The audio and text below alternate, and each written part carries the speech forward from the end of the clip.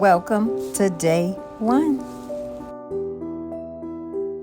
Hello, and welcome to day one of Emotions ECourse. Day one, we will talk about discrediting, invalidation, and rejection. Same, different words, same meaning. The initial lessons are about finding yourself and becoming whole, about repairing the fragmentation that has been imposed through past experiences. You have an eternal representation of who you think and feel you are. However, when someone makes a comment that casts doubt on your personal identity, you cannot help but react. Invalidation is just one of the factors that can cause this fragmentation of your identity, which happens when you feel wronged by another's comments or actions. When you act according to the will of another person and suppress your own wishes, your emotional link becomes identified with the judgment of the other person. You actually let them into your mind to affect your emotions as a sort of psychological master. Let me stop right here. Think, for instance, if you tell yourself, someone says, oh, I don't like the way you drive. So you tell yourself, well, I ain't going to drive them anywhere else, or I'm not going anywhere else. You totally shut down and succumb to what they just said. So let us continue. Your identity has become fragmented. If someone says your effort was not good enough or that you shouldn't have done that, then you start to question yourself. You begin to introspect and ask, is there something wrong with me? You feel wronged because they have wrongly evaluated or misunderstands your communications or your state of mind. And naturally, you get upset and your enthusiasm wanes. If the other person has an authority or dominance over you, you are more inclined to accept their false evaluation. You might even ignore your own feelings and begin to believe they must be right. And you begin to follow their will, not your own. A part of you has identified with the other person and split from the real you. The you that is responsible for your choices. This very often occurs with children, where they take on the characteristics of their parents. It is also frequent in relationships where one partner adjusts to match the other's expectations. And of course, it happens at work too.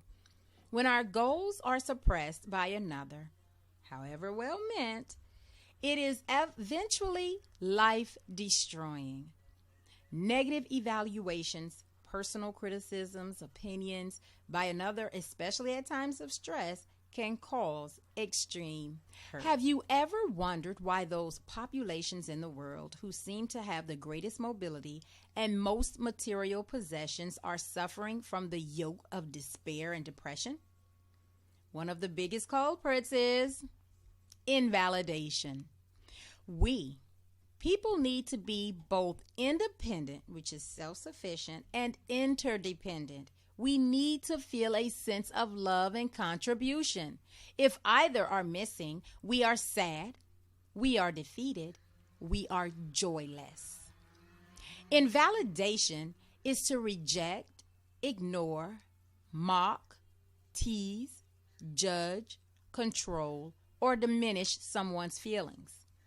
Constant invalidation may be one of the most significant reasons a person with high innate emotional intelligence suffers from unmet emotional needs later in life. A sensitive child who is repeatedly invalidated becomes confused and begins to distrust his own emotions. He fails to develop confidence in the healthy use of his emotions. The working relationship between his thoughts and feelings becomes twisted. The emotional process, which worked as a defense for him when a child, will probably work against him as an adult. Invalidation kills confidence, creativity, individuality, And if we do not find a way to re-empower our individual and collective lives and to connect with our humanity, it will slowly erode all that we have built into a tower of sand. The solution that we seek in our lives, in our work, and in our world does not lie outside us, but within us. We each have the power to move past invalidation by igniting the power of our heart to touch our mind and infuse our life and the lives of others with validation and joy. Now to the practical. How to handle invalidations. There are many and various ways you might have been put down by others and as a result agreed to have less power. Choose a time from your recent or distant past when you were made to feel invalid and look again at what happened and ask yourself, what choices did I make? Let's consider these. What did I decide about myself? What did I decide about the other person or other people? What did I choose to think? How did I choose to feel? What emotion did I choose? What did I choose to do? How did my choices affect my behavior going forward? What other choices could I have made? It's number 2. Number 3, and what might the effect of each of those choices be? Number 4, what positive learning can I get from this experience? The positive learning is basically whatever insight you have found after realizing you have chosen one direction and can revise that choice if you want. You always have choices. If a mugger threatened you with a gun, you have the choice not to give him your wallet. He might have killed you or given up and run away, but you had the choice. You may have chosen to give him your wallet, which may have been wise. But you never have to do anything against your will. You can always choose. Following is a list of ways you might have been invalidated in the past, or it may be happening to you now. For each question that applies to you, go through the procedure above and see what you can learn from this experience and what part of yourself you can reintegrate. Did anybody say you don't have a right to your opinion? Did anybody criticize you unjustly? Did anybody make an unfair generalization about you? Did anybody tease you? Did anybody make you feel insignificant? Did anybody tell you that you shouldn't be there? Did anybody tell you that you don't belong? Did anybody tell you that you couldn't leave? Did anybody force you to follow their rules? Did anybody trick you into an agreement? Did anybody judge you? Did anybody make you do something you didn't like? Did anybody decide things for you? Did anybody take away your ability to choose? Did anybody bypass you or take away your job? Here's an example. If I cook a lovely meal and then clean up afterwards, then the next day my spouse says I'm lousy in the kitchen. I have a choice to accept what they said as being true, that I am indeed lousy in the kitchen, or to discuss the reasons on which they base their judgment. Whichever one I choose, I am forced into an emotional reaction. If I accept their statement as true, then I feel invalidated, put down, and upset naturally, and I react by refusing to do any more cooking and keep out of the kitchen. If I choose to discuss their reasons, then I can discover the validity of their statement and react accordingly. What they said were simply words, and perhaps they had other reasons for their judgments. Actually, there was. I hadn't put the dishes back in their usual places and they couldn't find their saucepan. Not in the usual cupboard. A word of warning. Do not think that discussing allows you to invalidate the other person. Sure, an argument. Often, invalidations occur when what is said is not really what was meant. After all, many times before that, they said, I was great in the kitchen, but are a symptom of a more significant upset.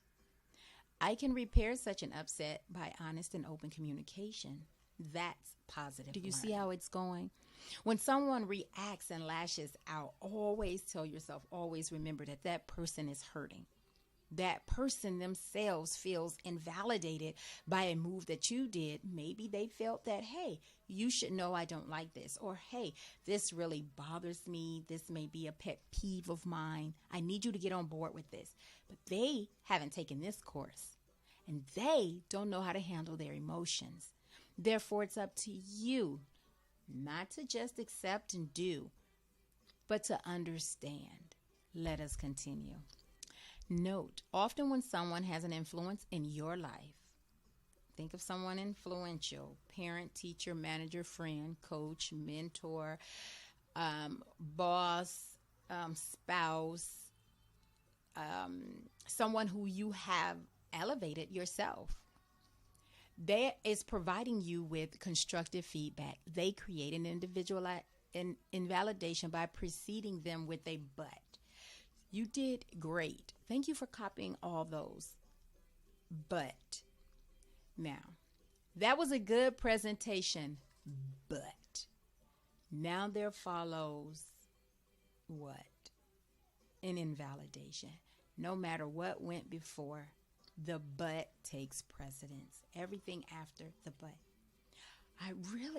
You look cute in that dress, but your hair is nice that way, but the way you drive is fast, but is slow, but the way you clean your house, wash your dishes, raise your children, do your job, search the internet, all these things are wonderful. You're so great at them, but no one likes to hear that but coming. So now we're at the exercise. Look at the above practical exercise from the position of you having invalidated someone else's feelings. The whole time we were thinking of yourself. Now, thinking of when you have done this to someone else.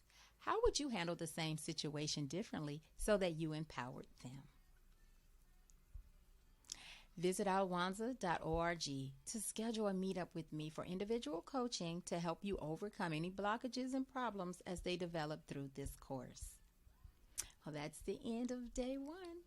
I'll see you tomorrow. Bye.